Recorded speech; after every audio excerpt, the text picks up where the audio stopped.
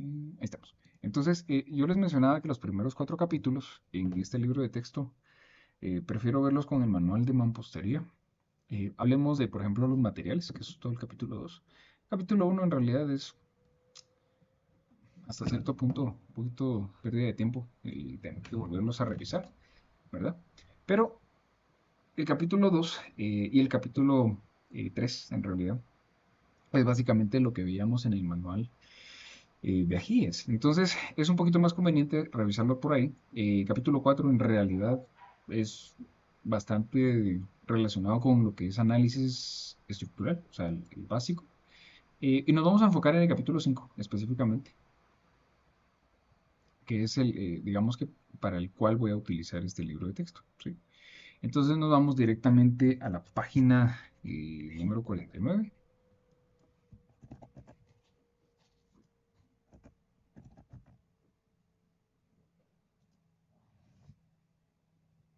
Entonces, 60.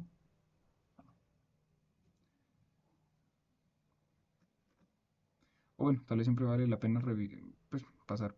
Ahí vamos. Una vista rápida aquí a lo que son sistemas constructivos.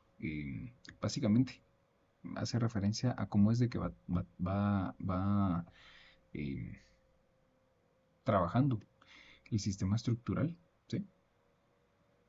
Las diferentes piezas que nosotros podemos tener, cómo determinar algunos pesos, cuestiones bastante prácticas ya para al momento de irnos a la práctica, ¿sí? Pero para lo que nosotros vamos a utilizar este libro de texto, como su nombre lo indica, es diseño estructural de casas de habitación, es pues el capítulo 5. Sobre todo la esencia de este libro de texto, ¿verdad? Entonces, incluso pues si alguien consigue la versión física, eh, al final de este capítulo, empezando el siguiente, tiene algo así como un ejemplo dentro del libro de texto. Ese es un plano que igual aparece acá, pero lo importante de ese plan es pues bastante, es un plano por ahí bastante bien detallado. Igual aparece aquí en el PDF, ¿verdad? Pero el libro de texto lo trae por ahí para que ustedes lo puedan ir visualizando, lo trae como por ahí en el capítulo 6. Lo que permite es de que ustedes puedan ver más o menos cómo se va presentando un proyecto de estos. Entonces, por eso es de que me gusta bastante este libro para poder acercarlos un poquito a cómo se trabaja en la realidad. También hay que tener en cuenta el país al que está enfocado. Porque, por ejemplo, hay algunos términos que pues, nosotros tenemos que darle su traducción adecuada. Por ejemplo, casetón. A veces hablan de los, bueno, de los traves y demás. Entonces, pues lo vamos a ir viendo por ahí, ¿verdad? Muy bien. Entonces, vamos a ver los pasos que nosotros requerimos para el diseño. Como les digo, prefiero que lo veamos en un libro, así ustedes lo pueden ir revisando después, leyendo y complementando. No es necesario que lean del 1 al 4, pero es bastante recomendable. Y ya a partir de que terminemos este capítulo, ya nos vamos a dedicar solamente a la práctica. Hay unos puntos que siento yo les hace falta aquí bueno, pero lo vamos a ir complementando a cómo se trabaja acá en Guatemala, ¿verdad? Pero bueno, vamos a empezar con esto. ¿Qué tenemos? Tenemos entonces ya directamente para lo que se refiere a la estructuración. Rápido.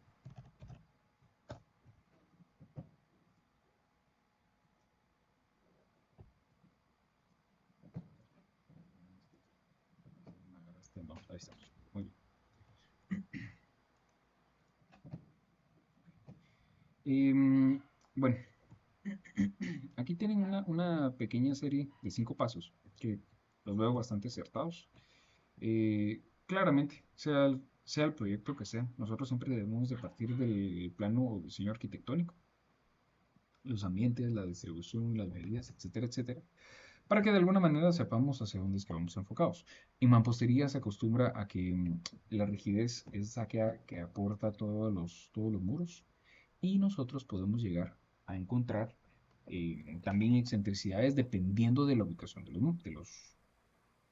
dependiendo de la ubicación de los muros, ¿sí? Necesitamos que las estructuras, para que no genere mucha irregularidad o no tengan mucha excentricidad, cuando revisamos el tema también de eh, el tema de la distribución de los muros, mientras mejor vaya distribuido o los muros de carga estén alineados bien en todas las elevaciones, vamos a tener una muy buena respuesta ante sismos.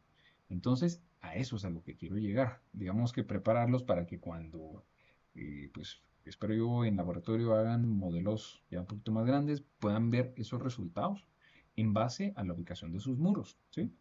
Una estructura o una edificación de mampostería va a ser tan resistente como ustedes puedan distribuir estratégicamente sus muros, ¿sí? Muchas veces hay que jugarnos ahí con el diseño arquitectónico. eh, Muchos arquitectos de mucha experiencia ya saben dónde ubicar estos diferentes elementos que aportan rigidez, los muros. Entonces es bastante, muchas veces es bastante sencillo, pero también otras veces es una tarea bastante complicada. Entonces, si en algún caso hay mucha irregularidad con muros, eh, perdonen que aborde tanto este paso 2, pero es que aquí solo dicen observe la coincidencia de los muros, ¿verdad? Pero no se trata solo de eso, sino que en realidad, si llegamos a tener un punto en el cual nosotros tengamos alguno de los dos ejes bastante débil, lo que tenemos que hacer es, ya sea bien utilizar muros que estén fundidos, muros de doble block, muros reforzados, etcétera, etcétera. O sea, vamos a tener que ir echando mano de todos aquellos detalles constructivos que lleguen a tener una demanda considerable en cuanto a lo que se refiere rigidez, ¿verdad? También tenemos que definir la ubicación de puertas, ventanas, troneras y en general aberturas que contenga cada muro para nosotros poder determinar estos esfuerzos que pueden llegar a causar esas mismas aberturas. Recordemos ayer en los esquemas que nosotros íbamos haciendo, eh, cuando el sismo le pega a un muro, recordemos la forma cruzada en X, que es en la que falla. Entonces, imagínense que esos muros que están siendo sometidos a cargas laterales tienen aberturas. No solo es la pieza en la que nosotros estamos confiando la resistencia a fuerzas laterales. Entonces, muchas veces nosotros tenemos que aprender a controlar esas aberturas que de por sí tienen que haber. O sea, no podemos decirle al cliente o al dueño de un proyecto, mire, fíjese que las aberturas no son buenas, entonces le va a dejar su casa sin ninguna ventana. O sea, tampoco se trata de eso, ¿verdad? Pero nosotros debemos de siempre procurar tener, miren, aquí incluso un consejo, como regla aproximada, considere como línea resistente a un muro macizo que tenga aberturas con longitudes menores o iguales a 2 metros en planta. Igual, pues lo vamos a ir viendo, pero no hay nada como que ustedes estén conscientes de cuál es el enfoque que nosotros debemos de llevar. Muchas veces cuando tengan ustedes aberturas, yo lo que recomiendo es de que tomen la resistencia del muro hasta donde llegue la, el muro continuo, ¿sí? Es mejor eso, desconectamos ventanas y todo y pues ya, o no se toma en cuenta, ¿verdad? Un poco más conservador. Hay que analizar si es posible plantear tableros de mediana dimensión en planta baja para evitar un excesivo gasto en tramos de cimentación.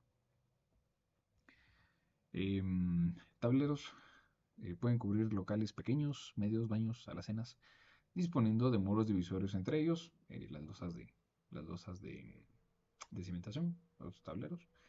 Recuerda que es conveniente repetir en azotea las traves. Traves le llaman los mexicanos a las vigas. Bueno, es que en realidad ellos le llaman vigas a las vigas de ciertas características y traves a las que son un poco más pequeñas.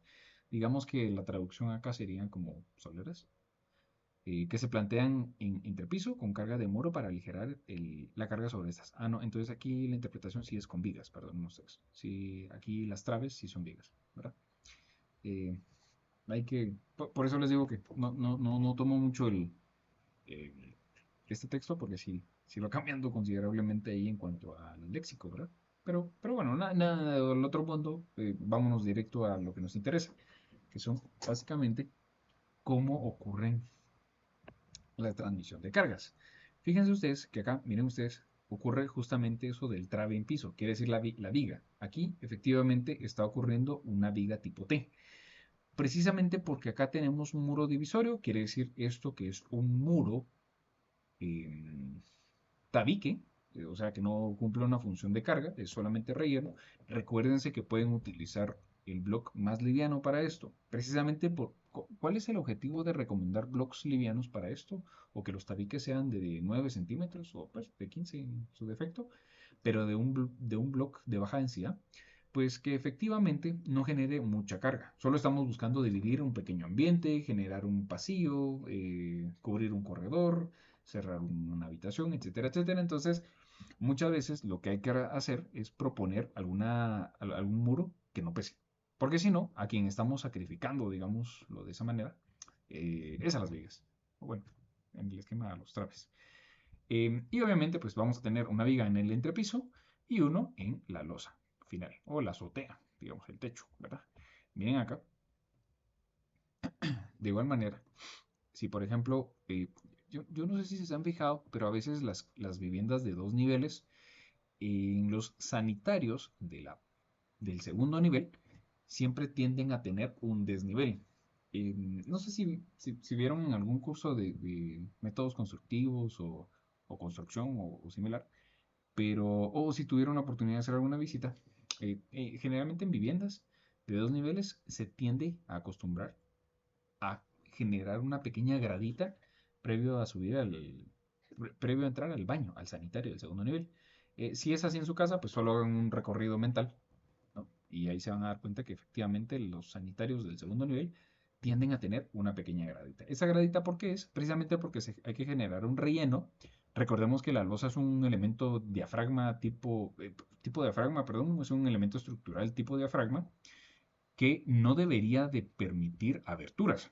Y los sanitarios, pues, necesitan bajadas de agua, bajadas de aguas negras, perdón, así como también una conducción de agua potable. Entonces, toda esa tubería nosotros no la podemos colocar en la losa, sino, pues, lo que estamos generando es un debilitamiento intencional porque estamos reduciendo el área útil de esta losa de entrepiso. Entonces, ¿qué es lo que se hace? Que muchas veces cuando ustedes necesitan alguna viga, pues así como indica acá, algún trabe, lo que hay que hacer es que se puede aprovechar algo que se le denomina relleno. Normalmente se coloca un relleno para que en este relleno empiecen a ocurrir toda la distribución de las tuberías. Digamos que si la taza del sanitario se ubica por este lado y aquí el lavamanos, pues yo necesito una caja para reunir esas aguas negras. Entonces, esa cajita, miren, aquí está un poco exagerada la escala, tampoco crean que es tanto. Se puede jugar un poco con ese aspecto. Pero es cabalmente para que podamos distribuir toda la tubería e instalaciones en este lado. Y si nosotros necesitamos desarrollar alguna viga, aquí se tiene la costumbre que siempre, por el tema de fundición, porque si no hay que formaletear esto, eh, es un tema meramente de hábitos, ustedes, los que hay acá, pero esta forma es muy buena porque de alguna manera igual ustedes colocan acá una viga, un trave, una trave, perdón, es femenina. Entonces acá ellos aprovechan muchas veces esos rellenos que aparecen en los sanitarios para poder distribuir y ubicar ahí las vigas, ¿sí? Entonces, ¿qué más vamos a tener? Pues que obviamente esto empieza a formar o a producir alguna carga considerable de una carga lineal sobre lo que sería entonces esa viga. Esto es referente a lo que serían la transmisión de cargas, precisamente porque cuando nosotros queremos empezar a asignar o ya vamos a entrar a la fase del análisis estructural, tenemos que revisar si vamos a tener ubicadas vigas, dónde van a estar estas y qué carga van a recibir. En este caso, digamos que pueden haber muros en la parte superior. Estos muros nosotros debemos de disponer que vayan a tener, como les digo, muy recomendable que sean tabique, que sean livianos. Eh, pero también podemos llegar a tener, hoy en día se utiliza bastante tableyeso, ¿verdad? Eso también es bastante liviano, es de bastante, es bastante práctico en realidad, ¿verdad? Pues no es tan duradero. eh, bueno, ahí sí que solo como un, solo como un consejo, ¿no? Algo que se empieza a utilizar hoy en día bastante, porque son muros divisorios que generan poco peso, poca densidad. Entonces, cuando hablamos ahora, pasémonos al tema de losas, así como lo vieron ustedes en concreto.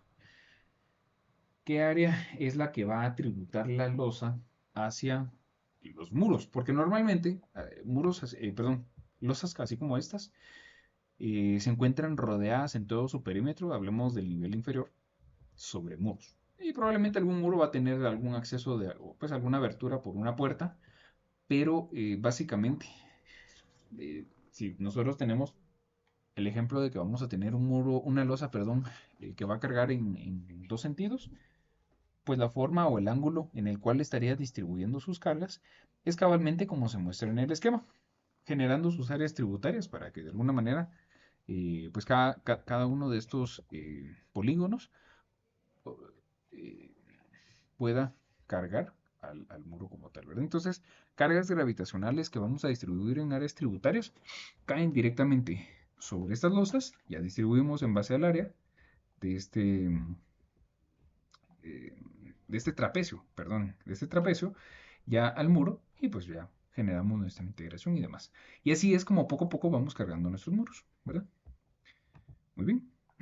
Em, si nosotros necesitamos integrar esa carga muerta que va a tener el muro, podemos obtener ese peso por metro lineal del muro. Ojo que aquí entra en influencia la carga el peso, perdón, del muro como tal. Y normalmente se acostumbra a utilizar una franja unitaria. Hablemos de que puede llegar a ser de, pues, la clásica de 1 metro, ¿sí?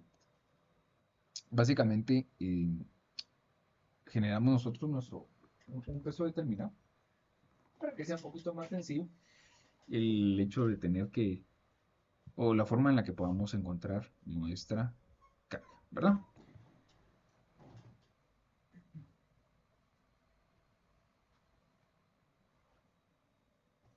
A ver, si nosotros hablamos de que vamos a revisar ahora cómo se va haciendo el diseño de la cimentación, hay que tener en cuenta que nosotros podemos llegar a tener cimentaciones superficiales, cimentaciones semiprofundas o profundas. Generalmente las que nosotros vamos a utilizar en viviendas o edificaciones de baja altura van a ser superficiales o semiprofundas, debido a que los volteos que se producen en los muros no es como tan considerable, ¿sí? Es relativamente bajo, ¿ok? Pero eso lo vamos a ver ya cuando lleguemos a los cimientos. Y pues siempre es aconsejable que veamos el manual antes porque si ustedes se recordarán, permítanme, vamos a ver aquí si lo tengo a la mano. Si ustedes se recordarán, nosotros llegamos a ubicar una buena parte, permítanme, solo quiero buscar aquí el libro. Tenemos una muy buena referencia, que era lo que les decía la vez pasada, con el manual de AGIES. Hasta se los estoy buscando también. Aquí estamos. Solo que no recuerdo la página, pero vamos a encontrarla acá rapidito.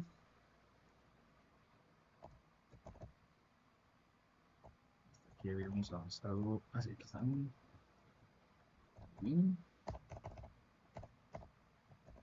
Aquí aparece con todas las. Vamos a ver. Ah, no, esta es para soleras. Permítanme. Vamos a ver acá. Vamos a ver aquí los cimientos. Área tributante.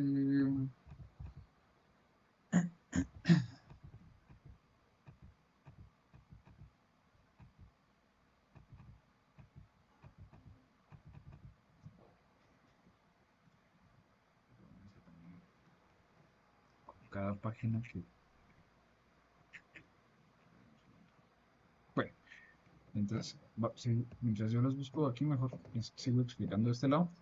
Generalmente, cuando nosotros tenemos viviendas de mampostería, se acostumbra a utilizar bastante la ubicación del muro en el borde justamente de las propiedades, en los linderos. Entonces, ¿qué es lo que pasa con estas? Que básicamente, ya lo encontré, perdón, básicamente, esta es una forma bastante común de trabajar, ¿sí?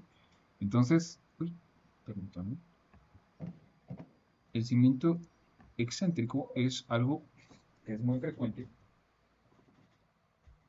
¿sí?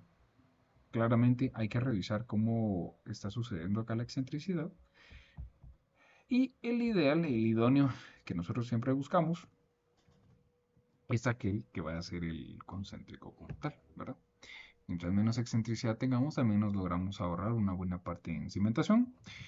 Como referencia, pues también, ya después de todo esto aparecen las tablas. Aquí aparecen los tipos de cimiento corrido. El tipo de cimiento corrido es C1, 2, 3, 4, 5, 6, etcétera, etcétera. Y aparecen también las medidas, ¿verdad? B por T, la base por el espesor. Y aquí ustedes pueden ir viendo cómo van variando, por ejemplo, los cimientos corridos más chiquititos que empiezan en 30 centímetros y pueden llegar hasta un metro. Claramente va a depender mucho de cómo esté el tema del valor soporte, de la carga, la cantidad de niveles. Pero como les decía, a mí me gusta mucho también utilizar a la par del otro libro este manual porque ya les da una referencia constructiva común que se utiliza acá en Guatemala. ¿Sí? Pero obviamente nosotros tenemos que fundamentar y sustentar todo. Si a ustedes les sirve, por ejemplo, digamos que vamos a empezar a realizar algún cálculo de peralte de cimentación. Por poner un ejemplo. Bueno, pues entonces en ese caso podemos partir de las medidas del predimensionamiento del manual. Entonces, esto nos ayuda a tener bastante o una aproximación ya bastante cercana. Yo sí recomiendo que siempre la chequen porque a veces algunos cimientos están un poquito pasados de lo que muestra el manual, ¿verdad?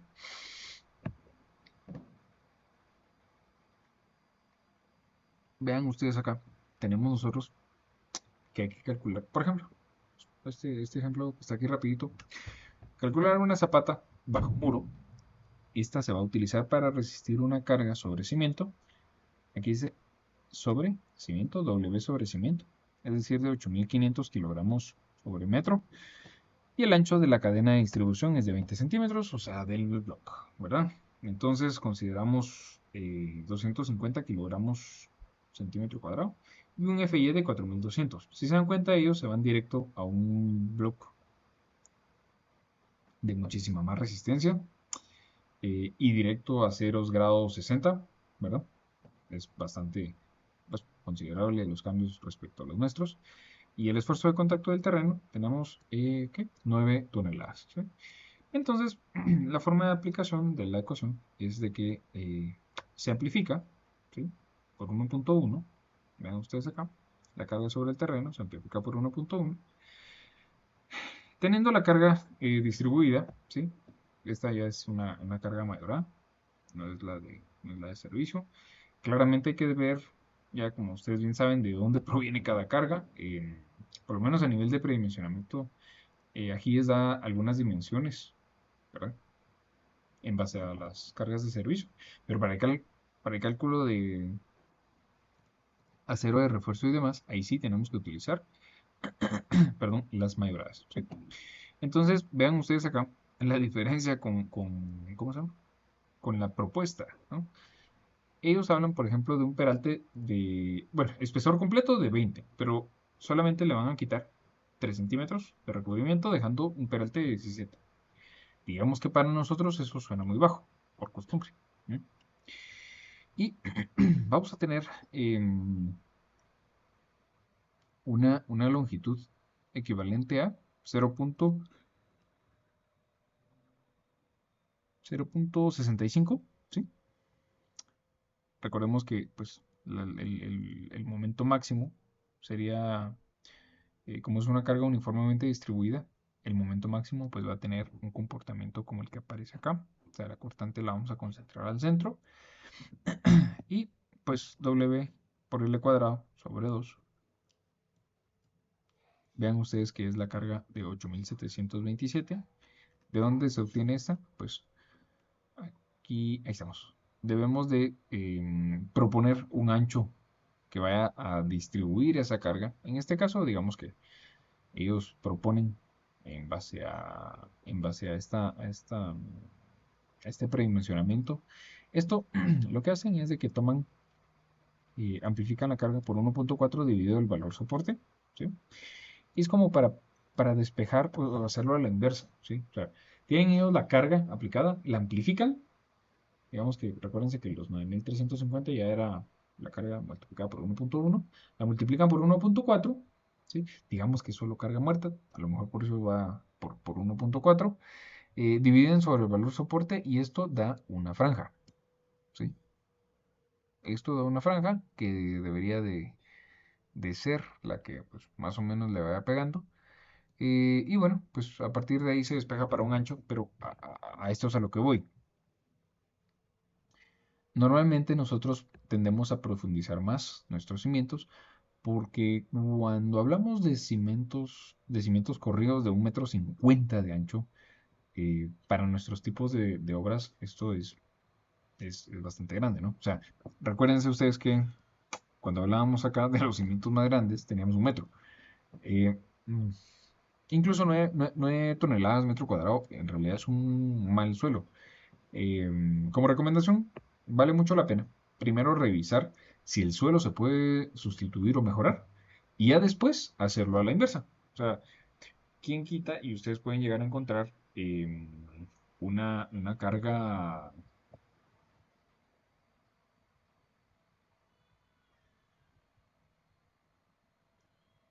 Permítanme,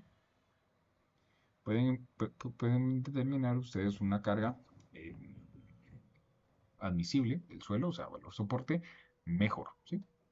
Fácilmente se puede llegar a 15 a 16, 18 pudiera ser.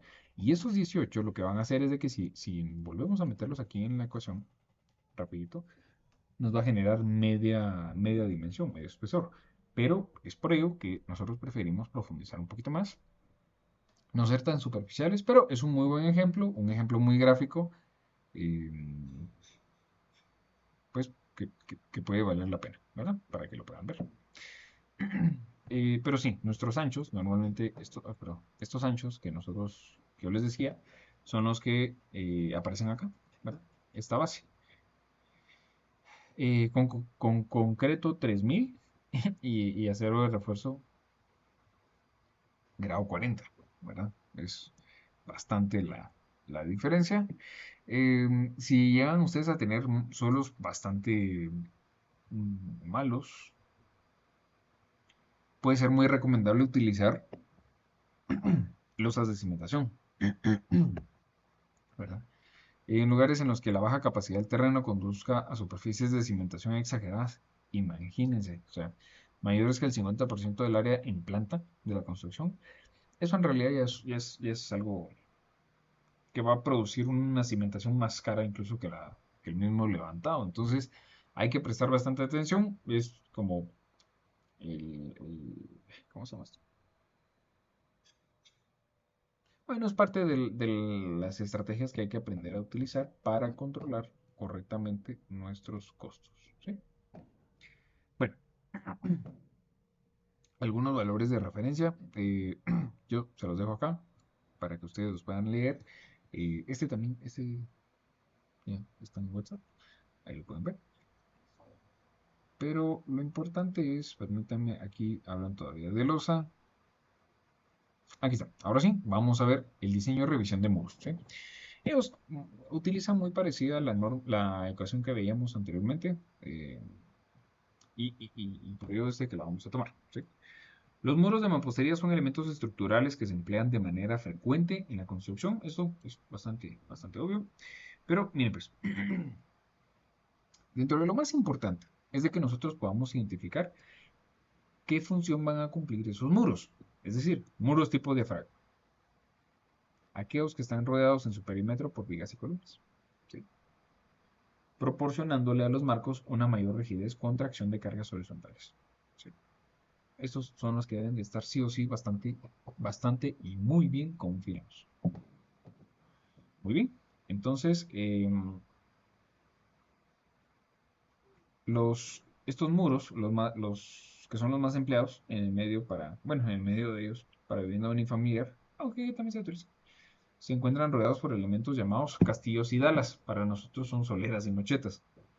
Perdonarán ustedes, pero así es como van. Los castillos para nosotros son las mochetas y las dalas son las soleras. Perdonen ahí, pero bueno, de aquí van a salir bilingües, así que sin pena con eso. Bueno, vamos a ver pues. ¿Qué es lo que les digo aquí? Pues también son los comúnmente utilizados. Eh, Estos muros están rodeados por elementos de concreto del mismo espesor, ¿sí? Y estos pues van formando un pequeño marco perimetral que cumple con la función de ligar los muros, pues que es el confinamiento que ya hemos hablado. No vamos a seguir redundando por ello. Ahora bien, vean que las mochetas, o sea, los castillos, tienen que colocarse en cada extremo. Es lo que vimos ayer. Eso ya lo dominan ustedes. Y a una separación, ojo, que esta relación es muy buena. Nosotros acá en Guatemala no utilizamos cuatro, sino que utilizamos tres. ¿Sí? Es raro ver una separación más grande de 3. Entonces, por favor, para que lo vayan apuntando. ¿Sí? A una separación no mayor que 1.5 h o 3 metros. ¿Sí? Entonces, si se dan cuenta, casi que a nosotros nos manda una relación casi como de 1.2, 1.1 h. Eh, Ha tenido muy buenos resultados. En parte, a mi forma de verlo, pienso que es precisamente porque antes se utilizaba mucho block de baja calidad, muy poroso. Entonces, pienso yo que esa costumbre nos acompaña hasta el día de hoy. Y a 4 metros, si ustedes le dicen es un albañil, se le va a trabar el hámster a ustedes. O sea, no le suena, no es común, ¿verdad? No es malo, si ustedes lo chequean, no es malo. Cualquier cosa que esté hablada por sus cálculos, si cumple, pues no hay problema. Solo les digo lo que comúnmente se va haciendo, aparte de lo que tenemos que ir revisando, ¿verdad? Entonces nuestra relación acá en Guatemala anda alrededor de 1.2 h y casi no se superan los 3.50, lo que uno dice, bueno, hasta ahí, ¿verdad? Pero pues ya es bastante pues, fuera de lo común. 4 nuevamente, no es de que esté malo, ¿verdad? Solo hay que tener cuidado y revisar los números.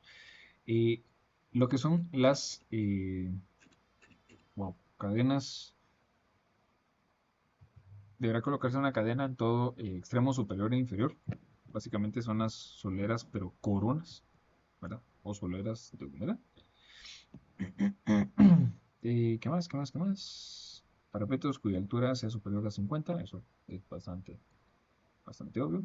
Los castillos y las dalas, o sea, las soleras y las mochetas, como dimensión mínima en ancho, en espesor, tiene que ser la misma del muro. No podemos tener una solera o una mocheta más delgada que el muro. Sí, eso es un hecho, es bastante obvio. Incluso les ayuda para la formaleta. La formaleta, cuando ustedes funden soleras, si ya lo han visto, es bien, bien sencillo. Ponen una tabla de un pie, ¿verdad? Un pie tiene pues poquito más de 30 centímetros. Entonces, como el block tiene 20 y como la solera que ustedes van a hacer, digamos, tiene 20, entonces al momento de que formaleten la solera, si es que la van a fundir, generalmente esos 10 centímetros que sobran quedan pasados. 5 centímetros sobre el block siguiente y 5 centímetros sobre el bloque inferior. Pero como no es probable que haya un block siguiente, generalmente se deja esos 10 centímetros abajo de la solera. Entonces, el mismo block se comprime, normalmente se le atraviesan unos alambres de amarre a las tablas para que estas no vayan a- a abrirse cuando se esté fundiendo y ya, con eso se pueden fundir normalmente las soleras intermedias. Las mochetas y soleras de corona, digamos, aquí hay una ecuación bastante buena, ¿sí? Que es que el área de cero va a ser igual a 0.2. Esta es una muy buena referencia, yo pues sí la recomiendo. Casi que les puedo decir, todas las propuestas que vienen acá bueno, no, aquí no, sino en donde estaba lo de los mochetas y soleras, casi todas, que yo recuerde, todas cumplen con eso. Entonces, nos puede servir como un buen parámetro para predimensionar acero de refuerzo, ¿verdad? El refuerzo longitudinal de las mochetas y de las soleras tiene que estar anclado en los elementos que limitan al muro, de modo que puedan fluir. Bueno, eso es bastante obvio. Aquí tenemos un muro ya confinado. Mochetas y soleras intermedias tienen que estar reforzadas a través de estribos que sean cerrados. Entonces vean que aquí aparece ya el área de los estribos. También muy buena recomendación acerca de la ecuación que se puede utilizar para calcular el área de acero. Y la separación no tiene que exceder 20 centímetros. Normalmente aquí en Guatemala, bueno, incluso si se recuerdan del manual, casi que van a 10 centímetros. Eso sí es diferente, ahí sí cambia, ahí sí nos cambia un poquito la metodología, porque ellos utilizan no más de 1.5T. Y pónganle que si están utilizando un muro tabique, bueno, que es poco común para este uso, en realidad sería 14, ¿no? 14 por 1.5, pues les da como 21 punto algo. Entonces, hay que utilizar 20. Pero nosotros tenemos otras distribuciones que son las que aparecen en el manual, 10-15, o sea, es, ahí si se dan cuenta, son mínimas las diferencias que vamos teniendo, pero pues son aceptables. Hay que tomarlas en consideración, ¿sí? Yo me quedaría con las que nosotros normalmente trabajamos aquí. Bueno, ahora miren, aquí está uy, uy, uy, permítanme. A ver, en las juntas de los muros y pisos ocurren rotaciones locales debidas al asentamiento del mortero. Es decir, que el mortero, recuerden ustedes que se pone en las dos orillas del bloque y este pues puede generar una rotación. Entonces, esto en teoría, según ellos, hacen que el momento sea nulo. Esto casi no es del todo cierto. En su mayoría, pues si es completamente vertical, puede ser, puede ser. Pero es que acá nosotros acostumbramos a construir con un montón de grout, entonces casi que esto es raro alcanzarlo. Para el diseño, nosotros solo tomamos en cuenta los momentos si tenemos, si tienen dos diferentes escenarios. Uno en el cual el momento debe ser resistido por las condiciones de estática y no pueden ser distribuidos por la rotación del nudo. Detalles armados. Eh, como son los momentos debidos a un voladizo que se empotra en el muro y los debidos a empujes de viento o sismo normales al plano del muro. Los momentos debidos a la excentricidad con que se transmite la carga de la losa del piso inmediatamente superior en muros extremos. Vamos a ver los momentos debidos a la excentricidad con que se transmite la carga de la losa del piso inmediatamente. Así, superior en muros extremos. Y aquí aparece otra ecuación un poquito diferente a la de excentricidad que teníamos. Excentricidad en el muro. Vean ustedes que acá no utilizan un medio, ¿verdad? Casi siempre va siendo esta relación, sino que aquí es el espesor del muro dividido 2, que es más o menos, si ustedes se recuerdan cuando veíamos esto, permítanme, creo que aquí tengo la nota, bueno, pero yo trazaba una línea, un eje neutro a lo largo del muro, es precisamente porque a partir de ese, lo que ellos tratan de proponer acá es de que la porción del muro donde está apoyada la losa sobre 3 es cabalmente ese tercio para que no exceda excentricidad. Algo así como en cimientos o en muros de contención, trata uno de que esté en ese tercio para que no ocurra una excentricidad considerable. ¿Verdad? Esto es por pura geometría, en realidad. Carga vertical resistente. Vean ustedes que acá podemos llegar a encontrar esta FE. Esta FE es el factor de reducción por excentricidad y esbeltez del muro. Se puede tomar igual a 0.7 y esta va teniendo una relación entre la altura. Aquí, en lo personal, me gusta un poco más esta ecuación porque esta sí toma en cuenta el factor de altura efectiva, factor K. Si ustedes se recuerdan, también ese factor de longitud efectiva, yo medio se los traté de explicar con las líneas de deformación de columnas la vez pasada. Eh, la verdad, bueno, una disculpa por ahí porque la vez que me quedé ahí entre tratando de describir la ecuación. Yo estaba mezclando las dos en realidad, pero bueno, ya estuvo. Vamos ahora aquí a lo que vamos. ¿Qué más? ¿Qué más? ¿Qué más? Podemos, y bastante recomendable, utilizar también esta ecuación de carga vertical resistente. ¿Sí? Aquí tienen ellos un factor de reducción, o sea, un FR, que vale 0.6 para muros confinados o reforzados. Si se dan cuenta, ese punto 6 reduce bastante, ¿verdad? Pero bueno, es un factor en base a la norma técnica de construcción que ellos tienen, la norma técnica de construcción mexicana. Si alguien le llama la atención, este, este año fue publicada la nueva edición, son un montón de páginas en realidad, pero está bastante buena, bien acertada también. ¿Qué más? Tienen un F'M, que es el esfuerzo de compresión de diseño de la mampostería, ¿verdad? Tenemos, ¿qué más? El AT, que es el área tributaria, el área del muro en planta, ¿verdad? Entonces esa nosotros la podemos ir viendo. Y vamos a... Aquí estamos. Muy bien. Eso es en cuanto a cargas verticales. Digamos que es otra opción, es otra alternativa para las cargas verticales que nosotros tenemos.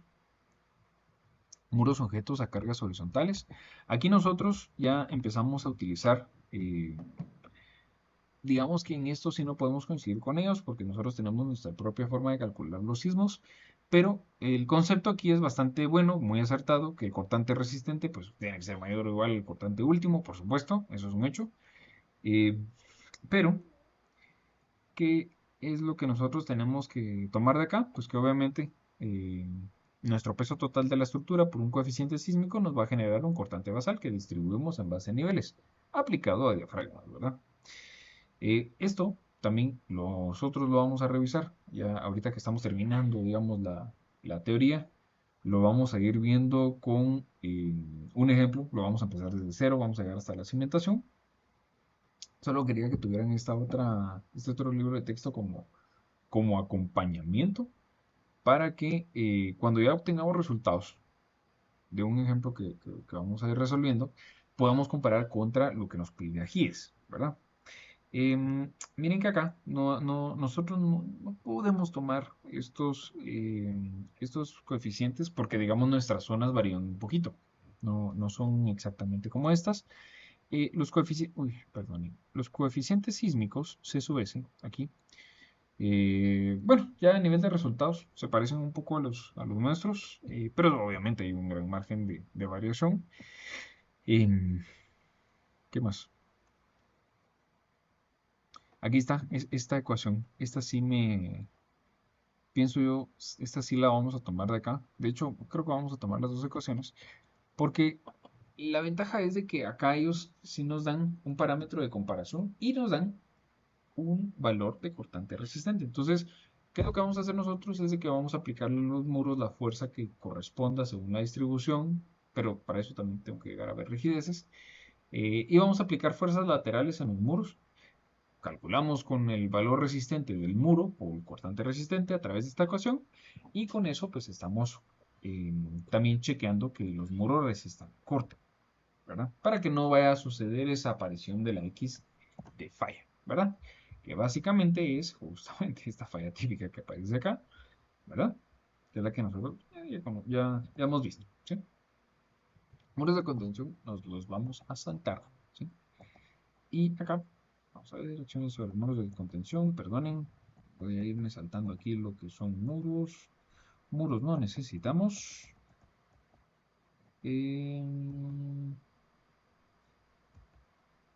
Diseño de vigas de concreto reforzado tampoco vamos a ver. Se supone que pues eso ya lo vieron en concreto. Quiero llegar a la parte. Mí, este es otro término. Ay, ¿dónde lo vi? Bueno, seguramente ahora aparece. Es que hay otros términos que utilizan vigas doblemente reforzadas tampoco. Ya se supone que ustedes ya los vieron.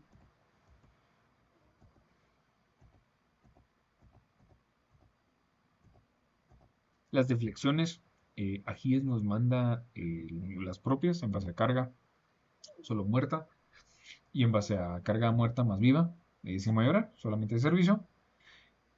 Losas en realidad tampoco, pero es una muy buena referencia la que ustedes tienen acá para que la puedan ir revisando.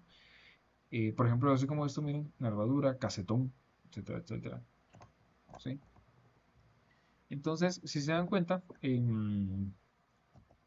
lo que vamos a hacer por practicidad es de que vamos a tomar cabalmente un par de ejemplos de los que ya están acá en el capítulo 6, ¿verdad? Proyecto de aplicación de diseño en casa de habitación. Y vamos, pues necesito que puedan revisarlo. Está bastante bien desglosado, en realidad, mi forma de verlo. ¿Sí? Si ustedes se dan cuenta, tienen pues las dimensiones como corresponde. Es una pequeña vivienda. Hacen la integración de cargas. Sistema de billete de bobería, eso pues es una muy buena referencia a la que aparece acá. No nos da tiempo en realidad el curso para poderla tocar. Em, Sino que nosotros vamos a empezar a través de esto, a través de la transmisión de cargas, ¿verdad? Entonces, eso es lo que vamos a empezar a realizar, eh, creería yo que a la próxima, ¿sí? Entonces les pediría que por favor puedan ver cómo ellos logran llegar hasta esta distribución de cargas, para que nosotros podamos ir viendo ya a la próxima el diseño de los cimientos, de los muros, muros de contención, ¿no? Aquí está. Esto sí lo vamos a ver, porque a partir de acá empieza el concepto de la excentricidad, la revisión de los muros sujetos a cargas horizontales, o sea, de sismo. Lo que pasa es que si nosotros llegamos a tener mucha concentración de muros en una esquina, digamos, de la casa, esa esquina se vuelve muy rígida. Entonces lo que va a pasar es de que vamos a descuidar las otras áreas.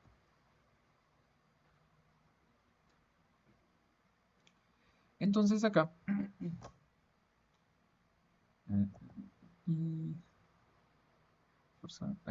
aquí es donde se calculan las excentricidades torsionales, miren, excentricidad torsional, cabalmente. Entonces eso sí nosotros lo tenemos que ir revisando, excentricidad torsional en planta, para que no vayamos a tener necesidad de castigarle a la obra en base a nuestra norma del GIES un castigo, como valga la redundancia ahí. Hay que castigarla a partir de, dependiendo si nos excedemos algunos rangos permisibles para excentricidades, esa parte hay que hacerle un ajuste. ¿Sí? X, Y, el cálculo del cortante resistente aplicado directamente a la expresión. Bueno, aquí, pues, porque tenían ya la ecuación aplicada. Diseño de vigas, eso no lo vamos a ver.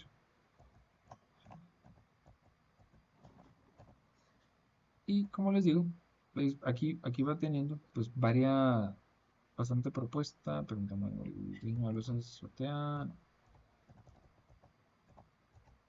Coeficiente de momentos, armado de losa, no vamos a ver. Recuerdo si teniendo el cálculo de los castillos. Entonces no recuerdo haberlo visto.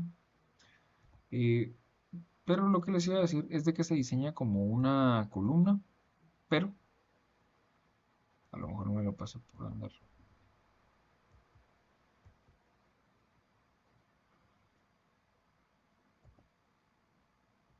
Bueno, pero nosotros nos vamos a ir quedando hasta estos chequeos ya directamente del muro como tal, ¿verdad? La combinación es un poquito complicada hacer a mano porque cada elemento va respondiendo a su forma. Entonces, por eso es muy bueno. O sea, sí se puede hacer. Pues hace 20 años no existía, no era tan fácil tener unitas, ¿verdad?